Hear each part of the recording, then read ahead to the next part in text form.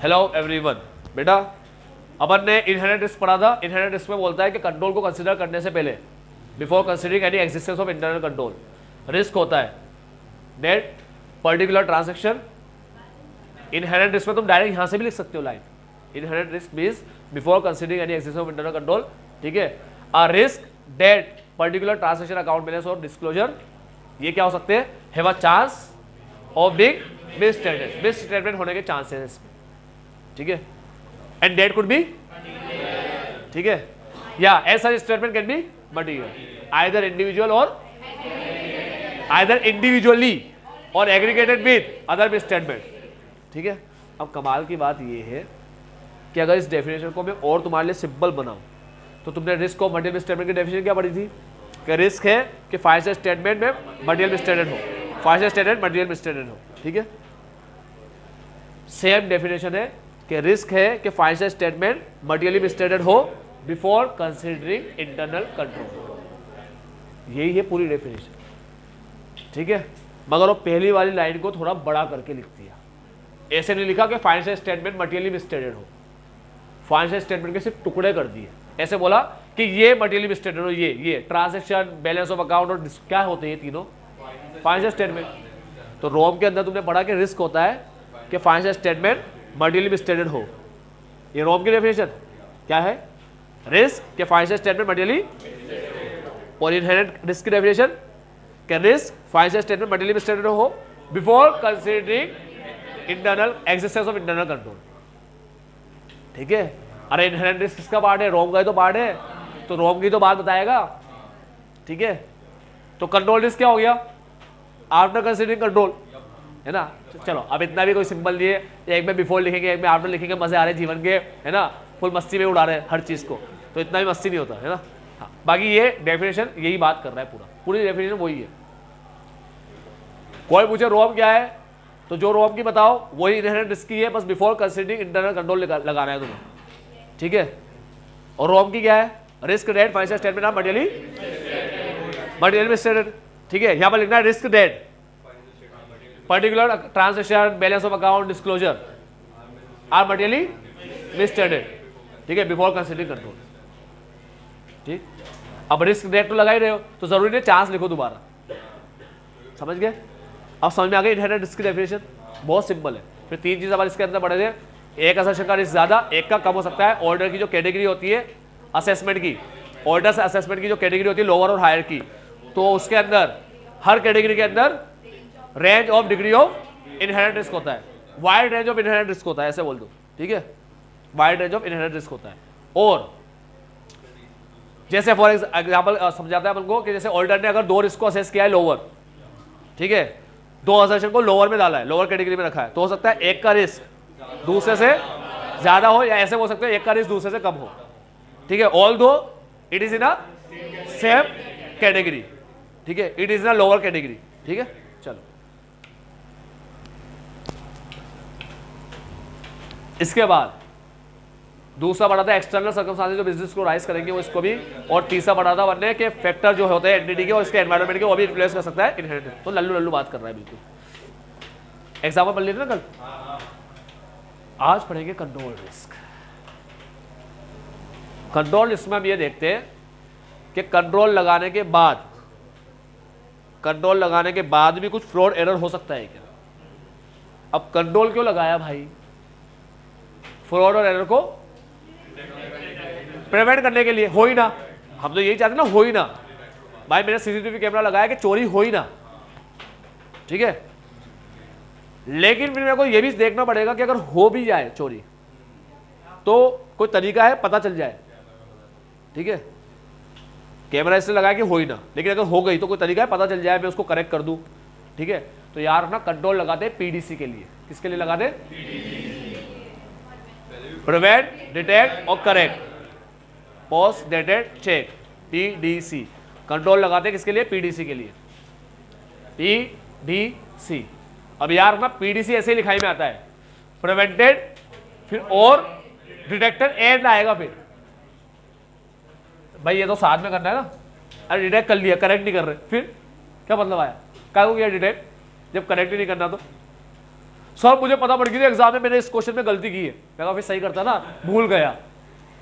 तो ऐसे डिटेक्शन कोई काम आएगा नहीं ना।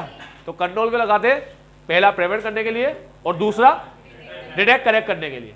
डिटेक्ट करेंगे दूसरा है, समझ लो ना, पहला प्रिवेंट कोशिश करें हो ही ना, और अगर हो जाए तो डिटेक्ट करेक्ट करने के लिए। समझ गए ना, ऐसे लाइन लिखाई में क्यों आती है, और एंड की लिखाई में क्यों आया, समझ लो। या तो प्रिवेंट करें, नहीं कर पा रहा तो या फिर डिटेक्ट करके करेक्ट करें, डिटेक्ट करके करेक्ट करें। ठीक है, PDC prevented detected and corrected. ठीक, ऐसे लिखते हैं इस लाइन। तो कंट्रोल रिस्क क्या होता है बेटा, वही जो रिस्क ऑफ मटेरियल स्टेटमेंट होता है, सेम रिस्क डेटाबेस स्टेटमेंट, पूरा लाइन वही है, same to same inherent risk को छाप देना। रिस्क, अभी इनहेरेंट रिस्क पढ़ रहा हूं, देखो मैं, ठीक है, पढ़ता हूं, इनहेरेंट रिस्क बोलता हूं।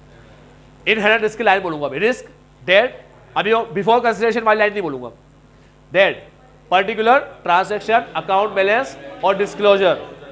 ठीक है, और डिस्क्लोजर के बाद वो लाइन तुम्हारी डेट में भी required to be made in the financial statement और डिस्क्लोजर। ठीक है, have a chance of being miss statement. ठीक है, and that could be material either individual और, है ना, एग्रीगेट करके ऐसा पूरा लिखकर। ठीक है, तो इसके अंदर वो लाइन तो किसकी हो गई, इनहेरेंट की हो गई। तो अब इनहेरेंट की लाइन में से अपन सिर्फ इतना लेंगे कि ये जो सारी चीजें मिस स्टेटमेंट होने के चांस, रिस्क, मिस स्टेटमेंट का रिस्क।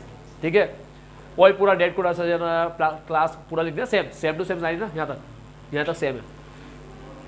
ठीक है, ये पूरी लाइन यहां से देखो, पूरी लाइन रिस्क से लेके स्टेटमेंट तक पूरी उसकी है ना, इनहेरेंट की। Risk data miss statement that could occur in an assertion that debt could be material either individually or when aggregated with other will not be prevented or detected. Inherent risk में अपन पढ़े risk debt, transaction, account balance, disclosure,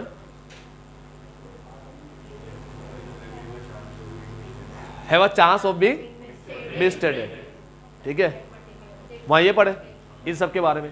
यहाँ पढ़ रहे हैं कि risk, debt misstatement, इनके बारे में, इनका जो मिसस्टेटमेंट है will not be prevented, detected और करेक्टेड। ठीक है, मतलब पीडीसी, शॉर्ट में बोल दो, पीडीसी ना करने का रिस्क। किसको पीडीसी ना करने का रिस्क, मिस स्टेटमेंट। ठीक है, शॉर्ट में मिस स्टेटमेंट को पीडीसी ना करने का रिस्क, खत्म। ये बिल्कुल सिंपल भाषा में बोल दिया। Will not be PDC on a timely basis bye the entity's internal control. Entity का इंटरनल कंट्रोल पीडीसी ना कर पाए मिस स्टेटमेंट को, किसके मिस स्टेटमेंट को, ये पूरी कहानी लिख देंगे, ये सारे वाले, ये वाले मिस स्टेटमेंट को। ठीक है, इसका रिस्क। ठीक है, risk that entity's internal control, risk that entity's internal control will not be prevented, entity's internal control will not prevent और detect and correct the misstatement that could occur in particular transaction हो रही है, and that could be material either individual or with aggregate, ऐसा पूरा लिख देंगे। ठीक है, तो इंटरनल कंट्रोल मिस स्टेटमेंट को पीडीसी ना कर सके, उसका रिस्क होता है। समझ गया कंट्रोल रिस्क क्या है? हाँ, इंटरनल कंट्रोल पीडीसी ना कर सके, उसका रिस्क।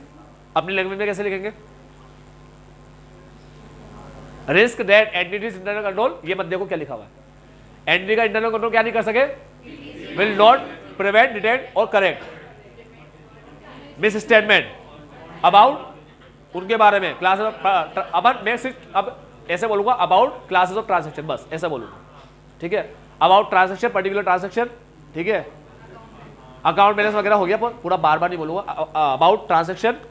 ठीक है, दैट कुड बी मटेरियल। ठीक है, आइदर, फिर वो पूरा लाइन इंडिविजुअल और एग्रीगेट। ठीक है, तो risk that entity's internal control will not prevent, detect और correct, risk that entity's internal control will not prevent, detect और करेक्ट मिस स्टेटमेंट। ठीक है, अबाउट ये, that could be material either, so on. ठीक है, आइदर के बाद पता ये क्या लिखना होता है, इंडिविजुअल और एग्रीगेट, है ना, समझ गए। इन्होंने लिखा है control is a risk data miss statement that could occur in assertion वगैरह में जो आया। ठीक है, और when aggregated with other miss statement that could be material. ठीक है, विल नॉट बी प्रिवेंटेड और डिटेक्टेड और corrected on timely basis, prevent नहीं हो सके by the entity's internal control, इसका रिस्क रहता है। ठीक है, तो अपन ऐसे बोलते हैं, ऐसे बोल रहा है, ये बोल रहा है risk that misstatement will not be prevented और डिटेक्टेड करेक्टेड। अब मिसस्टेटमेंट के बाद तो वो किसी भी लाइन लिखनी होती है किसके बारे में है और कैसा है ना, किसके बारे में है, 3 चीज के बारे में, कैसा है, मटेरियल है ना।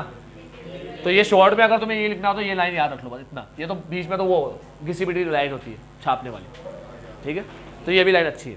Control risk is a risk that misstatement will not be prevented, detected और corrected on a timely basis by entity's internal control, या risk that entity's internal control will not prevent और detect and correct misstatement on timely basis about ये। ठीक है, बस वो लिखना है सारी चीजें, समझ गए अभी कंट्रोल रिस्क क्या होता है। ठीक है, शॉर्ट में risk that misstatement will not be prevented, बस मिसस्टेटमेंट और प्रिवेंटेड के बीच में ये सारी भाषण लिखने दो। अब इंटरनल कंट्रोल के एफिशिएंसी के अंदर, इंटरनल कंट्रोल लगाया ना एंटी ने, तो अब वो एफिशिएंट है नहीं है। अगर वो एफिशिएंट है, इंटरनल कंट्रोल बहुत अच्छा लगा है एंटी ने, बहुत शानदार, ठीक है, जिससे फ्रॉड और एरर के चांस बहुत कम कर रहा है। ठीक, तो इंटरनल कंट्रोल की एफिशिएंसी अगर अच्छी तो कंट्रोल रिस्क इनवर्स रिलेशन हो गया कंट्रोल रिस्क में और इंटरनल कंट्रोल की एफिशिएंसी में। There exist an inverse relationship between control risk and efficiency of internal control. अगर इंटरनल कंट्रोल बहुत एफिशिएंट है, बहुत एफिशिएंट, हम देख रहे हैं, हम मालूम कर रहे हैं कि यार बहुत शानदार कंट्रोल लगा रखा है इन लोगों ने, कोई चांस ही नहीं है एरर और फ्रॉड होने का।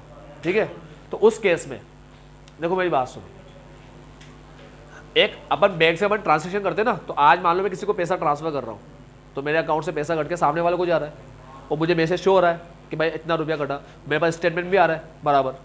ठीक है, मेरे को मैसेज भी आता है पैसा कटने का, तो ये भी एक तरीके से कंट्रोल है, क्योंकि मेरा बिना मतलब का पैसा कटेगा अकाउंट से पैसा कम होने पर और पैसा आने पर, अकाउंट से पैसा कम होने पर और पैसा बढ़ने पर, दोनों के मैसेज आते ही आते। ठीक है, तो कभी मान लो कोई एम्प्लॉय ने सोचा यार इसके अकाउंट में से थोड़ा बहुत पैसा गायब कर ले, तो कर ही नहीं पाएगा क्योंकि मुझे मैसेज आ जाएगा। ठीक है, मैं जिसको भी रुपया ट्रांसफर करूंगा सीधा उसके पास जाएगा, क्यों? क्योंकि सारा काम ऑटोमेटिक हो रहा है कंप्यूटराइज सिस्टम से, कोई कर नहीं रहा बैठ करके, ये ऑटोमेटेड होता है सिस्टम, एंटिटी ऑटोमेटेड एनवायरनमेंट में चलता है। समझ गए क्या बोला? तो सारा सिस्टम क्या होता है? ऑटोमेटिक। तो मैं किसी को पैसा ट्रांसफर कर रहा हूँ, कोई मुझे ट्रांसफर कर रहा है, कभी भी कर रहा हो, 12 बज रही है रात को, 1 बज रही है, 2 बज रही है, कभी भी कर रहा है, मेरे अकाउंट से पैसा कटेगा, उसमें जाएगा, उसके वो करेगा तो उसके अकाउंट से करके मेरे पास आ जाएगा। यहाँ पर सारा काम ऑटोमेटिक हो रहा है, कोई एम्प्लॉय का इंटरवेंशन है ही नहीं, कोई मैनुअल तरीके से काम ही नहीं हो रहा कि भाई तुमने पैसा ट्रांसफर किया, तुम्हारा बैंक में एम्प्लॉय बैठा है तो उसको वहाँ रिक्वेस्ट शो हुई कि भाई इसने पैसा ट्रांसफर किया है, उसने ओके किया, ठीक है, अप्रूवल दिया, तब जाके पैसा वहाँ पहुंचा, ऐसा होता ही नहीं है। ठीक है, तो ये इतने अच्छी चीज़ है कि मुझे पता है कि भाई कोई एम्प्लॉय पैसे को इधर उधर अकाउंट में से ट्रांसफर कर ही सकता। ठीक है, कोई किसी के पैसे को चुरा नहीं सकता। तो कंट्रोल जितना एफिशिएंट होगा ना, कंट्रोल रिस्क उतना ही कम होगा, कंट्रोल रिस्क कम होगा। रिस्क किस चीज का? रिस्क फ्रॉड और एरर का। ठीक है, फ्रॉड और एरर कब होंगे इसकी बात नहीं कर रहे, एक्चुअल में होंगे या नहीं होंगे उसकी बात नहीं कर रहे, रिस्क की बात कर रहे हैं। मतलब जब हम लोग रिस्क असेस करेंगे ना, तो हम कंट्रोल रिस्क को ज्यादा असेस करेंगे। कब कब कब? जब एफिशिएंसी अच्छी होगी तो हम कंट्रोल रिस्क को कम असेस करेंगे, इसलिए वो कह रहा है कम होगा। तो दोनों के अंदर कौन से रिलेशन है? Inverse. Efficiency of internal control when entity is high the control risk is low. ठीक है, और वाइस वर्सा। अब ये कुछ एग्जांपल दे रखे कंट्रोल के। कंट्रोल रिस्क को कैसे बोलेंगे अपन? Risk of misstatement will not be prevented detected, ऐसे बोलेंगे। रिस्क ऑफ मिसस्टेटमेंट, ठीक है, विल नॉट बी, मिसस्टेटमेंट के बाद वो पूरी भाषण, will not be prevented, detected और corrected by on timely basis by entity's internal control. ठीक है, risk of misstatement will not be, खत्म हो गई बात, है ना। कोई पूछे कंट्रोल रिस्क क्या है? Risk of misstatement that will not be, PDC, है ना, हो गया कंट्रोल रिस्क, सिंपल है। ठीक है, अब एग्जाम्पल में दे रखा है a company devise control that cash and cheque book should be kept in a locked safe, ये कंट्रोल है। And access is granted to authorise person only, personal only, भाई एक ऑथोराइज पर्सन है, ठीक है, तो ये एक ऑथोराइज पर्सन है जिसके पास ये रहता है कैश का पूरा हिसाब और चेक बुक, एक ऑथोराइज पर्सन है जिसके पास लॉकर की चाबी वगैरह रहती है, ठीक है। तो जैसे अभी मान लो मिस्टर ए है और मिस्टर बी है, मिस्टर बी लॉकर के यहाँ बैठा रहता है, ए ने पूरा हिसाब, ए पूरे दिन भर कैश और चेक बुक अपने पास रखता है, जो भी पूरा ट्रांजैक्शन करना होता है सब करता है, कैश वगैरह देना करना सब ए करता है। फिर ए शाम को रात को आके जब शॉप बंद होती है तब ए वो चीज़ें बी को देता है, बी उसको लॉकर में लगा के लॉक लगा के चला जाता है, वो लॉक की चाबी बी के पास ही रहेगी। दूसरे दिन बी आता है उस लॉकर को खोल के वो सारी चीज़ें ए को देता है। मान लो मैंने कंट्रोल लगा रखा है ताकि कैश इधर उधर ना हो, क्योंकि कैश में कुछ भी होगा तो अपन ए और बी को पकड़ेंगे, ठीक है। तो there is a risk that control is not being followed, मतलब कभी ये बोले बी बोले कि यार मैं लेट हो जाता हूँ आने में, तो यार लॉकर की चाबी एक काम कर, सी को कह दिया तू ले जा यार, तू खोल देना लॉकर, ठीक है, बॉस को मत बताना। और फिर क्या होता है, ए को नहीं मिलता ना कैश वगैरह, तो ए जाके बॉस को बोल देता है, मेरे को सुनाता है, तो तू ले जा चाबी जा, ठीक है। कभी क्या हुआ, चाबी भूल गया, कभी जल्दी जाना हुआ तो चाबी लेके चला गया, वो कैश और बी ने ए ने देखा यार वो चला ही गया है, तो कैश वगैरह उसने वहीं छोड़ दिया, ठीक है। कभी ए नहीं आया तो ए ने सी को बोल दिया यार एक काम करता, मैं नहीं आता तो तू संभाल लेना कैश वेश, आज तू संभाल लेना, ठीक है। मतलब ये लोग खेल रहे कंट्रोल के साथ, कंट्रोल की वाट लगा रहे बैठ करके सारे, ठीक। तो ये हो सकता है कि हमने तो कंट्रोल लगाया लेकिन क्या हो जाए, कंट्रोल इज नॉट बीइंग, तो ये लोग क्या करते हैं समझाते नहीं है नॉट बीइंग फॉलोड क्या होता है, ठीक है। ये बोले मतलब कंट्रोल फॉलो नहीं हो रहा, अब तुम समझ लो कैसे भी नहीं हो रहा होगा, ठीक है। तो ये क्या होता है, कोई घरेलू बात करने नहीं बैठेगा ICI कि देखो फॉलो कैसे नहीं होता, हम बताते हैं तो तरीके बता रहा है भाई ऐसे ऐसे फॉलो नहीं हो रहा, ठीक, वो तुम समझ लो खुद से, समझ गए कंट्रोल फॉलो ना होने का मतलब। तो ऐसे कुछ होगा, चाबी भूल गया, रखना भूल गया पैसा, ठीक है, तो क्या हो जाएगा, इससे पैसे का फेर बदल, उसको बोलते हैं वो मिस एप्रोप्रिएशन हो जाएगा, ठीक है, हिंदी में बोलते हैं गबन। चलो आ जाओ दूसरा point, an entity is devise a control that fire extinguisher and smoke detector are in a place and in working condition at all times to reduce the risk of damage of inventory caused by fire. भाई आग लग जाए, कभी inventory का नुकसान हो जाए, उसके लिए इन लोगों ने क्या लगा रखा है, स्मोक डिटेक्टर भी लगा रखा है, फायर एक्सटिंग्विशर भी लगा रखा है। मारेगा क्या बेटा, बंद ही कर दे इससे बढ़िया तो, थैंक यू। फोन करूं, देख गर्मी लगने लग गई, ये अपूर की गलती है। तो देखो अब स्मोक डिटेक्टर और फायर एक्सटिंग्विशर लगा दिया अपन, लगा दिए, स्मोक डिटेक्टर और फायर एक्सटिंग्विशर, पता है ना क्या होता है ये, लेकिन इसमें रिस्क है क्या, डेट फायर एक्सटिंग्विशर, रिस्क की बात कर रहा है भाई, रिस्क है, चांस है क्या कि fire extinguisher in place are expired हो जाए और उसको रिफिल भी ना कराए। ऐसे स्मोक डिटेक्टर हो सकता है काम ही ना कर रहे हो, वो पता ही नहीं लगा के छोड़ दिए भाई, बरसों से लगे पड़े हैं, वो काम ही नहीं कर रहे, आग लगे जा रही है, उसको मतलब ही नहीं डिटेक्टर को, डिटेक्टर बोल रहा है बाहर में जाओ यार, हाँ अच्छा ये कह रही है ऑडिट से क्या लेना था इसका, सुनो अब अगर आग लग गई, इन्वेंट्री जल गई, ठीक है, तो इन्वेंट्री अगर जलेगी, आग लग जाएगी, पेपर वगैरह खत्म, रिकॉर्ड खत्म हो जाएंगे, तो ऑडिटर अपना काम कैसे करेगा, पहली बात तो। दूसरी बात, चलो मान लो इन्वेंट्री में ही आग लगी, बस डॉक्यूमेंट तो सलामत है सारे, ठीक है, तो इन्वेंट्री में आग लगना तो बहुत शानदार काम है मैनिपुलेशन का, है ना। मतलब अगर मान लो 5 लाख की इन्वेंट्री थी ऑन पेपर और वहां से चुरा चुरा के उन लोगों ने 4 लाख ही रहने दी थी एम्प्लॉय ने, तो अगर आग लग गई तो एम्प्लॉय का फ्रॉड सामने आएगा, नहीं आएगा ना फ्रॉड सामने, पहली बात। दूसरी बात, ये आग लगना है नॉन रिकरिंग नेचर, इसमें होती है कॉम्प्लेक्स कैलकुलेशन, ठीक है, तो इसमें रिस्क ज्यादा है, नहीं है, इनहेरेंट रिस्क है ना, बढ़ा दिया ना इनहेरेंट रिस्क को। तो आग लगना है नॉन रिकरिंग नेचर का, उसमें होती है कॉम्प्लेक्स कैलकुलेशन, पहली बात। दूसरी बात, आग लग गई तो फ्रॉड पकड़ाई में नहीं आएगा, क्योंकि आग लगने के बाद स्टॉक को, अभी मान लो स्टॉक में आग नहीं लगी तो ऑन पेपर शो रहा है 5 लाख, मैंने जाके फिजिकल काउंट करा लिया या खुद ने कर दिया फिजिकल काउंट, पता पड़ा कि इन लोगों ने 5 लाख शो कर रखा है, वो तो 4 भी नहीं है, लेकिन आग लग गई तो एम्प्लॉय मजे मनाएंगे भाई, अपना वो फ्रॉड सामने आएगा ही नहीं, टेंशन ही नहीं अपन, ठीक है, आई बात समझ में? तो ये रिस्क है कि फाइनेंशियल स्टेटमेंट क्या हो सकता है, मटेरियली मिसस्टेटेड हो सकता है। हाँ बेटा बोल।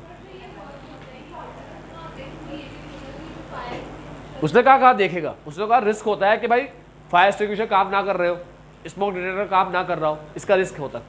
तो आग लगे तो स्मोक डिटेक्टर काम नहीं करेंगे तो बताएंगे कैसे, ठीक है। और फायर एक्सटिंग्विशर करेगा क्या, रिफिल ही नहीं हो रहा है, एक्सपायर हो रहा है, ठीक है। इसीलिए इनको चेक करते रहना चाहिए टाइम पर, कंट्रोल को अगर अच्छा रखना है। इसीलिए जब ऑडिटर जाएगा ऑडिट करने और बोलेगा फायर एक्सटिंग्विशर वगैरह लगे हुए, और वो पूछेगा कि इसको कभी देखा है तुमने, तो मालिक बोलेगा नहीं हमने तो लगा के छोड़ दिया। मालिक मत जो काम करने वाले लोग हैं वो बोलेंगे नहीं इसको तो बहुत टाइम से लगा हुआ है, ऐसे लगा हुआ है, वो धूल मिट्टी देख रहा है कि हाँ यार पता पड़ गया उसको कि ठीक, तो उसको पता पड़ जाएगा कि कंट्रोल की जो एफिशिएंसी है वो कम है। तो कंट्रोल इसको जो वो करेगा, असेस करेगा, वो ज़्यादा करेगा। लेकिन वहाँ ऐसे बोला जा रहा है कि भाई बराबर हर 2-2 महीने में चेक हो रही है चीज़, या हर 6-6 महीने में चेक हो रही है, जो इसका टाइम होता है बराबर उसको भी चेक करते हैं, स्मोक डिटेक्टर को भी चेक करते हैं, इसको भी चेक करते हैं, बराबर चेक कर रहे हैं। तो उस केस में वो अपना कंट्रोल रिस्क थोड़ा कम करे, ठीक है। चलो कंपनी डिवाइस कर लो। एक बात सुन लो, आग लगने से, स्टोव के जलने से ऑर्डर को कोई वैसे लेना देना नहीं है, मगर उसके अंदर क्या है कि फाइनेंशियल स्टेटमेंट स्टेटमेंट होने के चांस है ना, उससे लेना देना, ठीक है। बिजनेस को क्या हो रहा है, बिजनेस कैसे चला रहे हैं, ढंग से चला रहे नहीं चला रहे। हाँ लेट तो शॉप नहीं खोलते, कभी खोल रहे कभी नहीं खोल रहे, ज़्यादा छुट्टी कर रहे, इससे ऑर्डर को कोई मतलब है क्या? हाँ मैनेजमेंट बोलेगा तो तेरा काम कर भाई, हाँ 1 दिन छुट्टी करो, 2 दिन छुट्टी करो, घूमने चले जाते हो, हमारी मर्जी कुछ भी करें। हाँ पूरे हफ्ते बंद रखे शॉप, तेरे को क्या है मतलब, तू सिखाएगा मैं काम कैसे करना है? मतलब ऑर्डर ऐसे बोलेगा छुट्टी कैसे कर ली, उस जगह तू ऑर्डर है भाई, तू मालिक थोड़ी बन गया यहाँ का, छुट्टी कैसे कर ली कैसे पूछ रहे हैं आपसे, समझ रहे हो? तो उसका काम से लेना देना उसका कोई भी नहीं है, उसको तो सिर्फ मिस स्टेटमेंट से लेना देना, ठीक है। बिजनेस में फेलियर आ रहे तो रिस्क है क्या? हाँ इनहेरेंट रिस्क है, फेक रेवेन्यू ना दिखाते। तो फाइनेंशियल स्टेटमेंट से रिलेटेड इसको देखता है ऑडिटर। बिजनेस में फेलियर आया, कुछ भी उतार चढ़ाव आया, बिजनेस पूरा लॉस में जाएगा, ऑडिटर को क्या मतलब आया उससे भाई, ठीक है। तुम सही बता रहे हो तो कोई मतलब ही नहीं है, तुम सही बताओ तुम्हें लॉस हो रहा है, तुम्हें जितना भी लॉस हुआ और तुम बराबर दिखाते जाओ, हर साल हो रहा है हर साल दिखाओ बराबर। लेकिन तुमने मक्कारी कर दी, तुमने कहा यार लॉस हो गया, दिखाएंगे तो इमेज खराब हो जाएगी, विंडो ड्रेसिंग कर दी, तो गलत है ना, ऑर्डर तो माथे आएगा ना फिर। तो अपना काम इससे मिस स्टेटमेंट, अपना काम इससे नहीं है आग लग रही है कि नहीं लग रही, फायर एक्सटिंग्विशर बदल रहे हो नहीं बदल, मत बदलो, अपन को क्या मतलब आया, ठीक है। चलो a company is devise a control relating to a petty cash that items of the expenditure of only 10,000 should be routed through impress system of,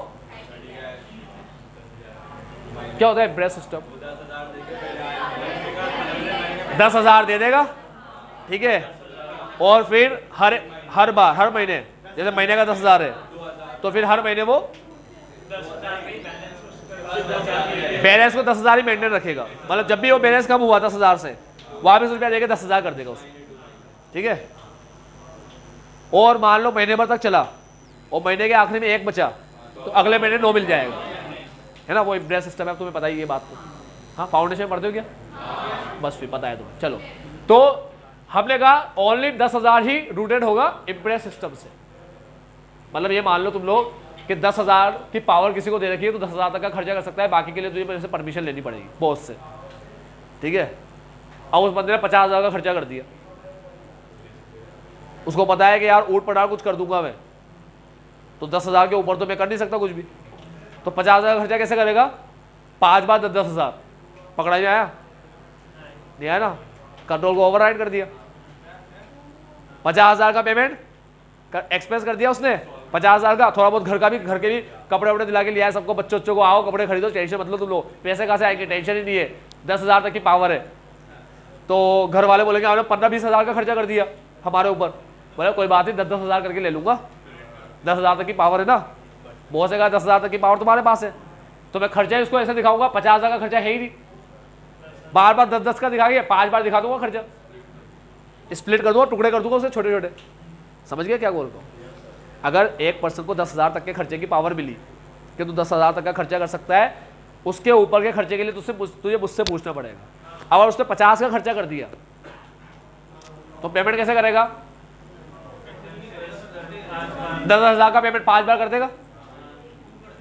50 का खर्चा करने के लिए तो उसको परमिशन लेनी पड़ेगी, ठीक है। तो मालिक सब पूछेगा कि 50 का खर्चा किसमें कर रहा है तू, सब बता मेरे को।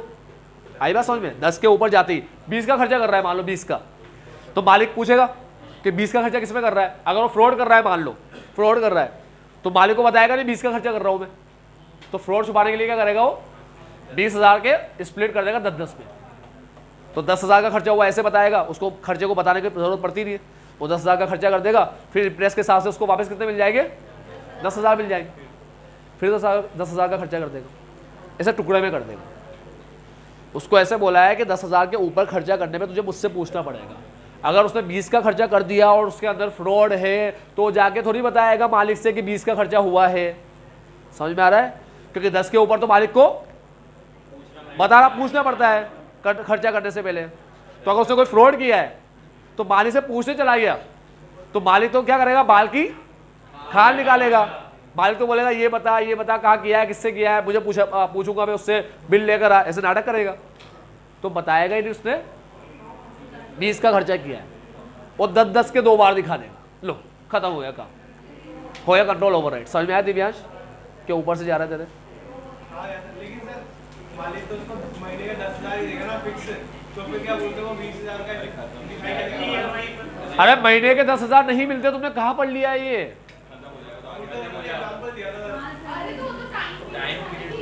अगर दिव्यांश के घर वाले ने कह रखा है कि दिव्यांश तू एक बार घूमने जाएगा तो मैं तुझे 1,000 ही देंगे हम तुझे, और अगर तू 1 के ऊपर खर्चा करेगा तो तुम्हें बता तो तू क्या क्या खर्चा करके आया, तो एक ही चीज़ बताएगा हमें, ठीक है। तू पूरा बिल लेकर आएगा और तो जो भी खाएगा उसको फोटो खींच के उसका मुझे इमेज भी दिखाएगा। तो दिव्यांश ने कहा ये तो पंगे हो गए, ठीक है। अब दिव्यांश को कहीं जाना है घूमने फिरने और उसको ऐसे फोकड़े खर्चे करने हैं उसको, और 3 का खर्चा हो रहा है, तो दिव्यांश क्या करेगा, दिव्यांश उसके दोस्त को बोलेगा काम कर 3,000 अभी तू दे दे, 2,000 अभी तू दे दे, एक तो मैं लाया ही हूँ, ठीक है। मैं 2 बार और घूमने के नाम से 1,000 ले लूंगा, क्योंकि एक बार घूमने में 1,000 तो मिल ही जाता है, तो 2 बार और घूमने के नाम से 1,000 ले लूंगा, ठीक है। फिर घर वालों को बोलेगा आज फिर घूमने जाना है, 1,000 तो अब दे दो, लाओ दे दो। समझ में आ रही है बात? ठीक है, चलो घर बार की बात करो, इनको बहुत अच्छे समझ में आता है। तो ये कह रहा है there is a risk that control is not being followed, control follow ना हो, ठीक है। डिटेक्शन रिस्क सिंपल सा रिस्क है कि ऑल्टर डिटेक्ट ना कर पाए, मिस स्टेटमेंट को डिटेक्ट ना कर पाए, चांसेस होते हैं इसके, तो ये डिटेक्शन रिस्क कहलाता है। ऐसे 200 डिफाइन, ऑब्वियस बात है 200 ही सबको डिफाइन कर रहा है, ऊपर भी जितनी भी चीजें तुमने पढ़ी, ठीक है। Detection risk as the risk that the procedures perform by auditor to reduce audit risk to an acceptably low level. बहुत शानदार चीज लिखा है, देखो तुम समझो बात को। क्या है स्टाइलस,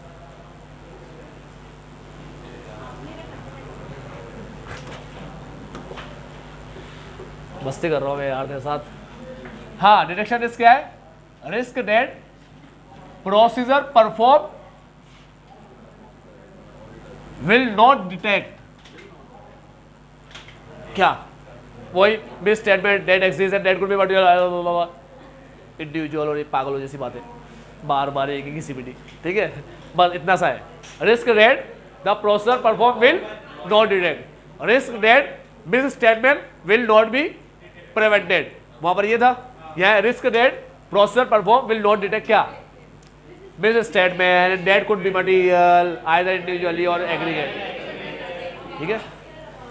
तो ये रिस्क होता है कि प्रोसेसर हम जो परफॉर्म करें वो डिटेक्ट ना कर सके रिस्क को, सॉरी डिटेक्ट ना कर सके मिस स्टेटमेंट को, रिस्क को नहीं, रिस्क होता है।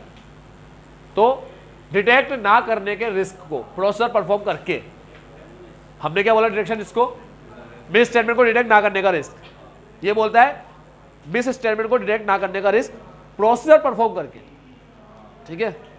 अब प्रोसेसर भी याद है कौन सा, कोई सा भी आरा ड्रा फर्जी वाला नहीं, सही वाला, सही बिल्कुल, मतलब जो रीजनेबल होता है, जो करना चाहिए, रिक्वायर्ड प्रोसेसर जो होता है, जो रिक्वायर्ड होता है। तो अब रिक्वायर्ड कैसे लिखे वो, तो लिख रहा है कि processor perform by the auditor, कैसा प्रोसेसर, अच्छा वाला, रिक्वायर्ड वाला, रीजनेबल वाला, तो उसके लिए लिखता है ऐसा प्रोसेसर, ऐसा ये वाला प्रोसेसर जो क्या करे, to reduce audit risk to an acceptably low level, ऐसा वाला प्रोसेसर परफॉर्म करे। हाँ सभी करना है, वो तो याद रखने का तरीका बताता हूँ बस तुम्हें, ठीक है, डिटेलिंग तो बाद में कर लेंगे, तो डिटेलिंग वाला पार्ट है, डिटेलिंग वाला पार्ट, डिटेल करना, थोड़ा सा बढ़ाने वाला पार्ट है। मेन पार्ट अपना ये है, risk that processor perform will not detect, फिर वो नॉट डिटेक्ट के बाद डिटेल कर देना पूरा। और प्रोसेसर परफॉर्म कौन सा वाला, to reduce audit risk to an acceptably low level, ठीक है। मैं तुम्हें कहा था लाइन रट लो, ये बार बार आएगी, to reduce audit risk to an acceptably low level, ठीक। ये होता है डिडक्शन रिस्क। समझ गए सारे बच्चे डिडक्शन रिस्क क्या है? डिडक्शन रिस्क है risk that processor perform will not detect misstatement, बस processor perform will not detect misstatement. Processor perform कौन सा, to reduce audit risk to an acceptable low level, will not detect misstatement and there could be material either individually और aggregated with other misstatement. समझ गए? तो risk that processor perform will not detect misstatement, खत्म। Detailing करना है दोनों की कर देंगे, है ना। दो पार्ट है इसके, सैम्पलिंग और नॉन सैम्पलिंग। ये पढ़ने से पहले तुम लोग ये देख लो कि अभी जो रिस्क तुमने पढ़ा डिडक्शन रिस्क, ये है ऑडिटर का रिस्क। इसे ऑडिटर इन्फ्लुएंस कर सकता है।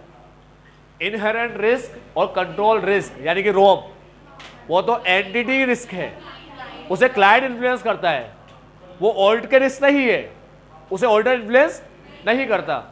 ये इसे करेगा ऑडिटर इन्फ्लुएंस, डिडक्शन रिस्क को, ठीक है। ऑडिटर के पास, ऑडिटर के हाथ में पावर है डिडक्शन रिस्क कम करने की और ज्यादा करने की। सुनो, अगर प्रोसेसर ज्यादा परफॉर्म किए तो रिस्क कम, डिडक्शन रिस्क कम होगा, ना डिटेक्ट करने का रिस्क कम हो जाएगा, है ना। और प्रोसेसर अच्छे से परफॉर्म नहीं किए मान लो, ठीक है, तो डिडक्शन रिस्क बढ़ जाएगा। तो ये रिस्क किसके हाथ में, पूरा ऑडिटर इन्फ्लुएंस कर सकता है। अब ऑडिटर चाहे कि रिस्क कम हो, deduction risk may be reduce, इसे रिड्यूस कर सकते हैं अपन। कैसे कर सकते हैं? मे बी वर्ड लिखा है, देखो मे बी, ठीक है। तो अपन इसको रिड्यूस कर सकते हैं कैसे? बाय इंक्रीजिंग, काम बढ़ाओ बस, सिंपल, ज्यादा काम करो, by increasing area of checking, ठीक है। ज्यादा चीजों को चेक करो और ज्यादा डिटेल में चेक करो, ज्यादा चीजें ज्यादा डिटेल में, इंक्रीजिंग एरिया ऑफ चेकिंग और टेस्टिंग, ज्यादा डिटेल में चेक करो, ज्यादा एरिया और ज्यादा detail, increasing area of checking और टेस्टिंग। और रखो भी ऐसे बंदों को जो कॉम्पिटेंट होने चाहिए, एक्सपीरियंस बंदे होने चाहिए, and bye including competent experience person in the engagement team. ये तीन काम करके तुम लोग रिस्क को कम कर सकते हैं, ठीक है। ये तीन काम करके रिस्क को कम कर सकते हैं। आई बात समझ? पहला काम, ज्यादा काम करो, ज्यादा checking, increase area of checking और ज्यादा, उसमें ज्यादा चेक करो। Testing large number of sample, large sample को टेस्ट करो, टेस्टिंग लार्जर सैंपल, ठीक है। और एंड बाय इंक्लूडिंग कॉम्पिटेंट और experience person in engagement team. अपने एंगेजमेंट टीम बनाओ, उसमें एक्सपीरियंस पर्सन रखो, ठीक है। समझ में आई बात? तो ये तीन चीज से हम लोग डिडक्शन रिस्क को क्या कर सकते हैं? कम कर सकते हैं, रिड्यूस कर सकते हैं, रिड्यूस, ठीक है। जीरो कर सकते हैं, जीरो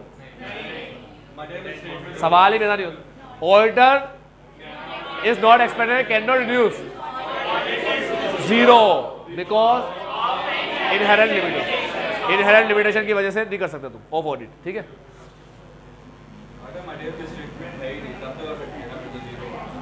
देखो ये लड़का कह रहा है अगर मटेरियल स्टेटमेंट नहीं है, मटेरियल स्टेटमेंट नहीं है, लड़के ने क्वेश्चन पूछा, मटेरियल स्टेटमेंट नहीं है तब तो डिडक्शन रिस्क जीरो कर सकते हैं। ये सवाल अपने आप में ढंग से है ही नहीं है, ठीक है। ये सवाल ही अपने आप में गलत है। ये पूछ रहा है कि मटेरियल स्टेटमेंट नहीं है तो डिडक्शन इसको जीरो कर सकते हैं क्या? अरे मटेरियल स्टेटमेंट नहीं है मान लो रियल में, ठीक है, लेकिन मुझे पता है क्या ये बात। अब तुम समझो रिस्क का मतलब क्या होता है, अब समझो। आईसीआई ने पेपर बना दिया, ठीक है, बना दिया पेपर और सिंपल बनाया।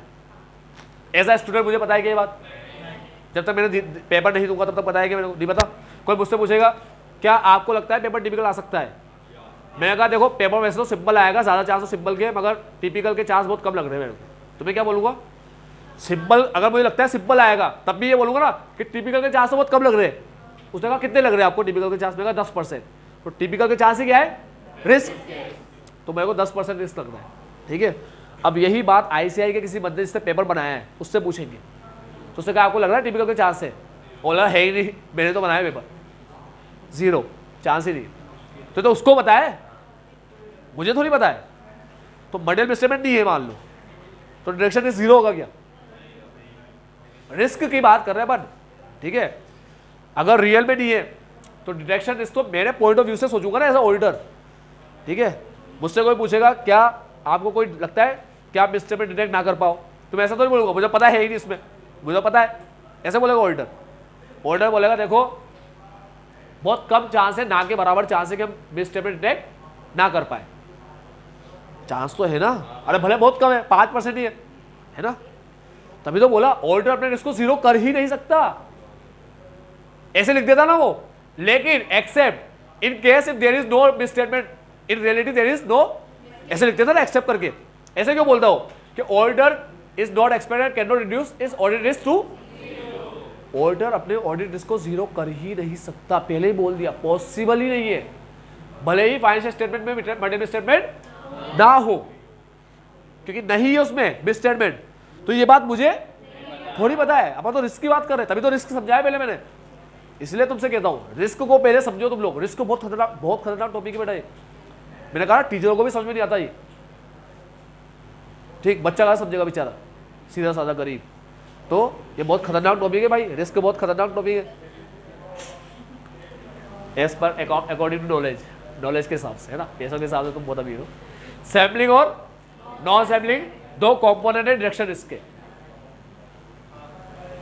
ये देखो सैम्पलिंग और नॉन सैम्पलिंग, कुछ भी नहीं है बेटा। अगर मान लो ऑडिटर सैंपल लेता है, ठीक है, और सैंपल बिल्कुल सही तरीके से लेता है जैसे लेना चाहिए, जैसे हमें ICAI ने सिखाया है, सुन रहे हो तुम लोग, ऑडिटर सैंपल लेता है जैसे लेना चाहिए, जैसे ICAI ने अपन को सिखाया है वैसे अपन ने सैंपल लिया, वैसे ही लिया सैंपल अपन। तो क्या ये पॉसिबिलिटी नहीं है कि सैंपल रिप्रेजेंटेटिव ना हो पॉपुलेशन का,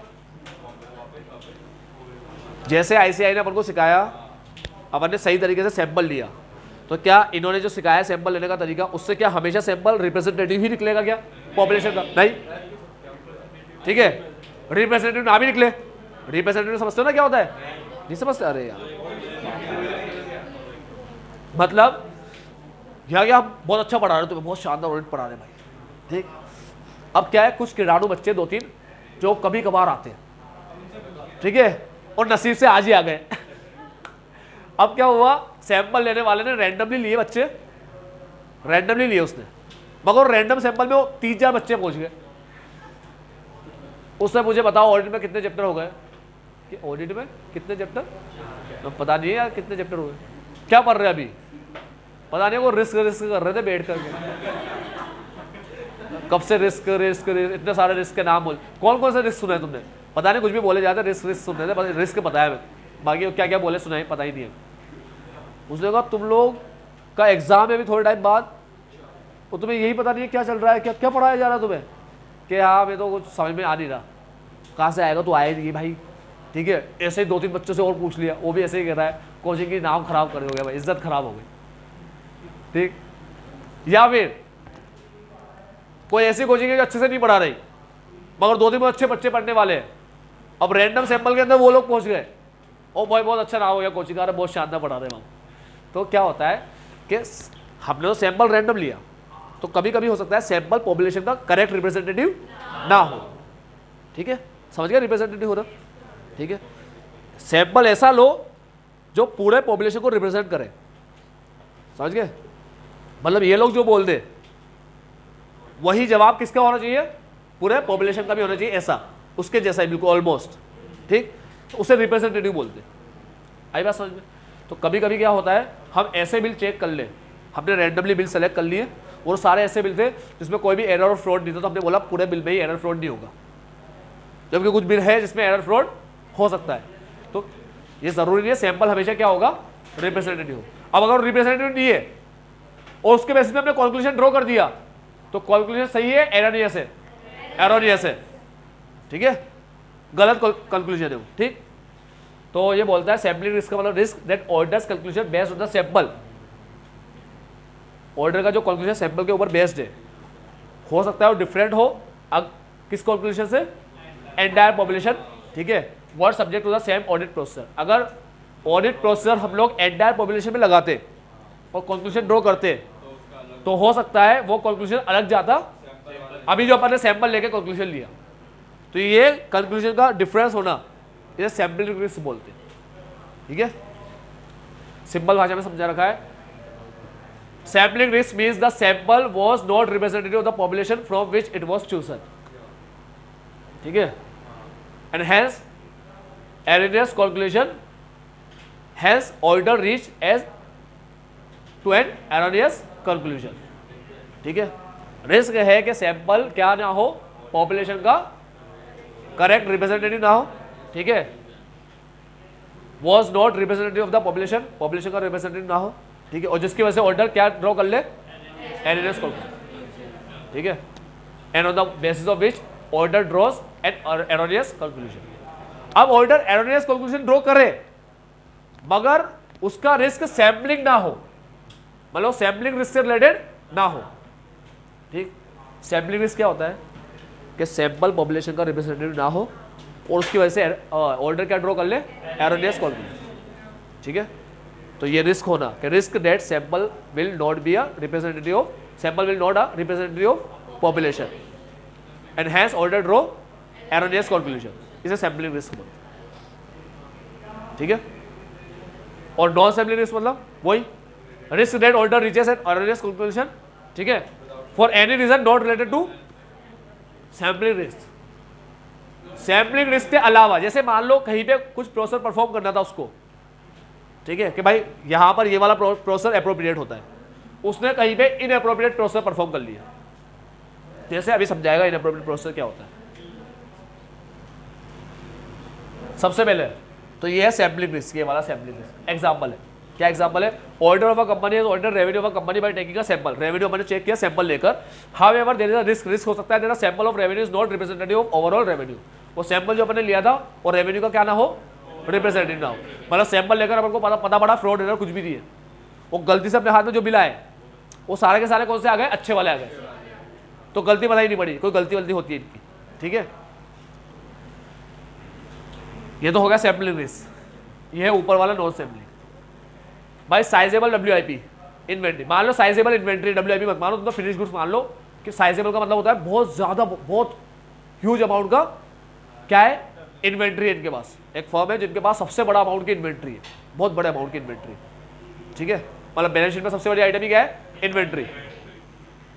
तो ऐसे बिजनेस के अंदर auditor of a company does not devote time to attending inventory count, वो इन्वेंट्री काउंट वगैरह पे टाइम नहीं दिया उसने क्या कर लिया, he chooses to rely upon already audit process, उसने रिकॉर्ड वगैरह जो रिकॉर्ड उन्होंने रखे ना, ठीक है, वो रिकॉर्ड को ही चेक कर लिया, कैसे, सेल और परचेस से चेक कर लिया।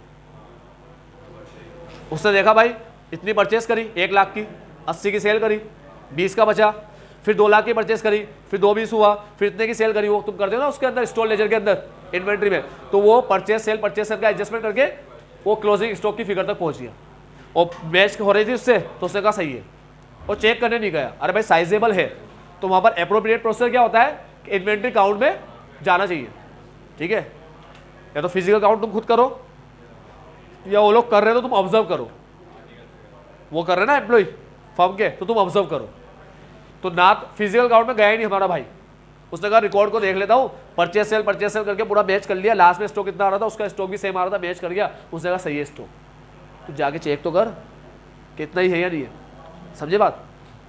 तो ये वाला जो रिस्क है ये नॉन सैम्पलिंग रिस्क, क्यों, क्योंकि एप्रोप्रिएट प्रोसेस परफॉर्म नहीं किया उसने, ठीक है, इनएप्रोप्रिएट प्रोसेस परफॉर्म किया उसने, क्या किया, इन्वेंट्री काउंट में ना जाकर ऑल्टरनेटिव प्रोसेस परफॉर्म कर दिया।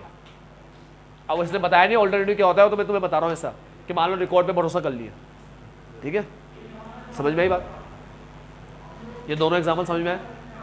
तो साइजेबल इन्वेंट्री है तो तुम जाओ फिजिकल काउंट में भी शामिल हो, तुम तो बैठ करके बस रिकॉर्ड चेक कर लिए, उससे तुमने कहा हाँ ठीक है, हो सकता है हमारा स्टॉक ही गायब हो, तो तुमने तो दिखा रखा है 20 लाख का स्टॉक और वो 15 लाख का ही बढ़ाओ, 5 लाख का गायब हो, फिर क्या करोगे? अभी बहुत बड़ा मिस स्टेटमेंट है। ठीक है, आई बात समझ में? अगर अपन दोनों का अपने को कोई जवाब देना आएगा अपने में नॉन सैम्पलिंग में, तो फिर भी मतलब सैम्पलिंग में तो नहीं आएगा, क्योंकि अपन ने कहा था अपने हिसाब से किस्मत ठीक है। बेटा ये कह रहा है कि अपने ऊपर कोई सवाल तो नहीं आएगा ना, माथे तो नहीं आए। मैंने पहले ही बता दिया, तुम्हारे माथे आने वाला चैप्टर अपन पढ़ ही नहीं रहे। ठीक है, ये ऐसा है ही नहीं कि कोई तुम्हारे माथे आए, अगर तुमने काम अच्छे से किया है। लापरवाही जरा से भी करी तो फिर अलग बात। ठीक है, अब अगर मान लो रिस्क, मतलब मान लो वहां पर स्टेटमेंट निकला, तुमने डिटेक्ट नहीं कर पाए, कोई तुम्हारे माथे आया, तो तुम बोलोगे हमने ये प्रोसेस परफॉर्म किए। अब वो एप्रोप्रिएट होंगे तो माथे तो आएगा ही नहीं। ठीक है, तुम जवाब दे पाओगे, लेकिन तुमने खुद ने ही इनएप्रोप्रिएट परफॉर्म किए तो फिर तो कोई तुम्हारे माथे आएगा। ठीक है, और सैम्पलिंग में भी तुम्हारे माथे कब आएगा? जब सैम्पलिंग का तरीका तुम्हारा गलत रहा, तुम्हारे पर्सनल बायस आ गए उसके अंदर। ठीक है, अब ये जो बात मैं बोल रहा हूँ, पर्सनल बायस आ गए, तरीका गलत रहा, तो तरीका सर सही क्या होता है, ये पढ़ाया जाता है अभी के फाउंडेशन के बच्चों को, अभी जो आए। ठीक है, तुम लोगों ने पढ़ा ना पीछे सैम्पलिंग वाला फाउंडेशन में, तो फाउंडेशन वाले बच्चों को पता है नॉन रिप्रेजेंटेटिव नहीं होता, ये सब पता है ना तुम्हें, ये बातें। हाँ, सैंपल और रिप्रेजेंटेटिव नहीं होता, कौन कौन से तरीके होते हैं सैम्पलिंग के। तो ये फाउंडेशन में भी जोड़ दिया है, और फाउंडेशन के जब बच्चों को मैं पढ़ाता हूँ तो मैं उसका ऑल्ट का रेफरेंस देके पढ़ाता हूँ, पूरा ऐसे बताता हूँ ऑल्ट का उनको, बच्चों को, कि देखो ऑल्ट में पढ़ोगे ये सारी चीज़ें तुम लोग। ठीक है, लेकिन तुम्हारे फाउंडेशन में नहीं आया था, कोई बात नहीं, तुम लोग चैप्टर 4 में पढ़ोगे इसको। ठीक है, सैम्पलिंग आएगा, क्या है बेटा ऐसे सैम्पलिंग का 530। ठीक है, कब आएगा? Chapter number 4। तब तुम्हें पता पड़ जाएगा इसके बारे में, उसके बारे में और ज्ञान आ जाएगा तुम्हारे पास, सैंपल वगैरह के बारे में। ठीक है, तो सैम्पलिंग का सही तरीका भी होता है और गलत तरीका भी होता है। समझे क्या बोला? समझ गए? तो ये डिडक्शन रिस्क है अपना। हाँ बेटा बोल, क्या कह रहा है?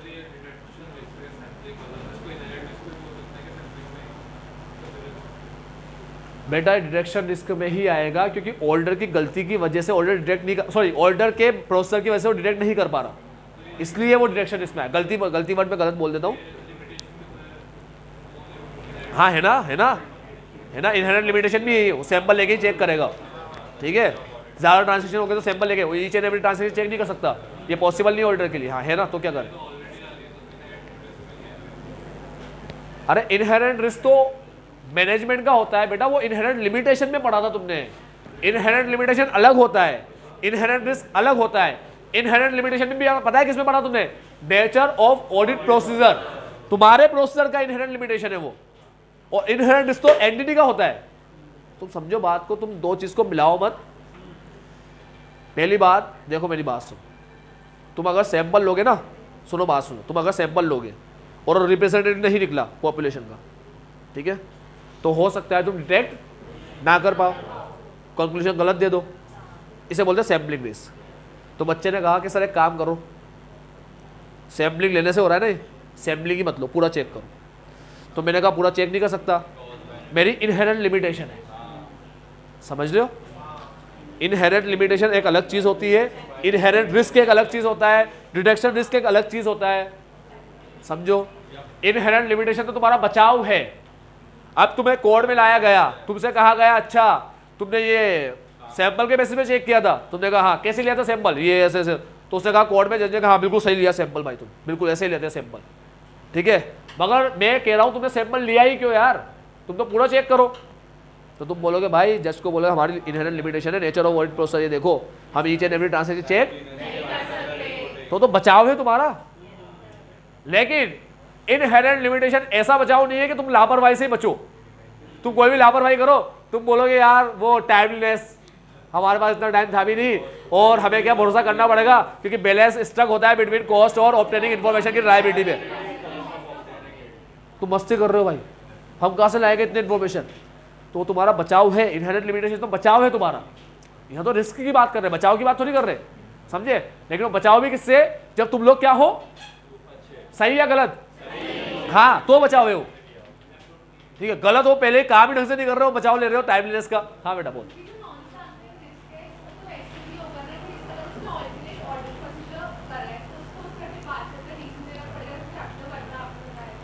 बेटा वो एक अलग चीज है, अभी तुम बात को मिलाओ मत, ठीक है। ये लड़की ऐसे कह रही है, सुनो सुनो सुनो, अबे बच्चे कंफ्यूज हो गए, तेरे को वीडियो के बाद बता दूंगा, ऐसे सवाल उठ पटांग मत पूछा करो, अभी वीडियो के बाद बता रहा हूँ, हाँ बता रहा हूँ, वीडियो के बाद बताऊंगा। अभी समझ गया तुम लोग क्या होता है, ठीक है। सैम्पलिंग और नॉन सैम्पलिंग समझ गए ना क्या होता है। सैम्पलिंग रिस्क होता है, चलो अभी अपन ने पढ़ा कंट्रोल रिस्क। कंट्रोल रिस्क में अपन ने क्या पढ़ा, risk of misstatement will not be prevented, detected और करेक्टेड, पीडीसी है ना। और डिटेक्शन के अंदर पढ़ा risk dead audit process perform will not detect, बस ये हो गई याद, विल नॉट डिटेक्ट मिसस्टेटमेंट, और फिर पूरा लिख देंगे आगे। और प्रोसेस भी कौन सा, to reduce audit risk to an established low level. उसके दो पार्ट होते हैं, सैम्पलिंग रिस्क और एक सैम्पलिंग रिस्क होता है कि सैंपल, रिस्क होता है कि sample do not represent, sample is not a representative of population, ठीक है, was not a representative of population from which is what taken, ये रिस्क सैम्पलिंग रिस्क कहलाता है, ठीक है।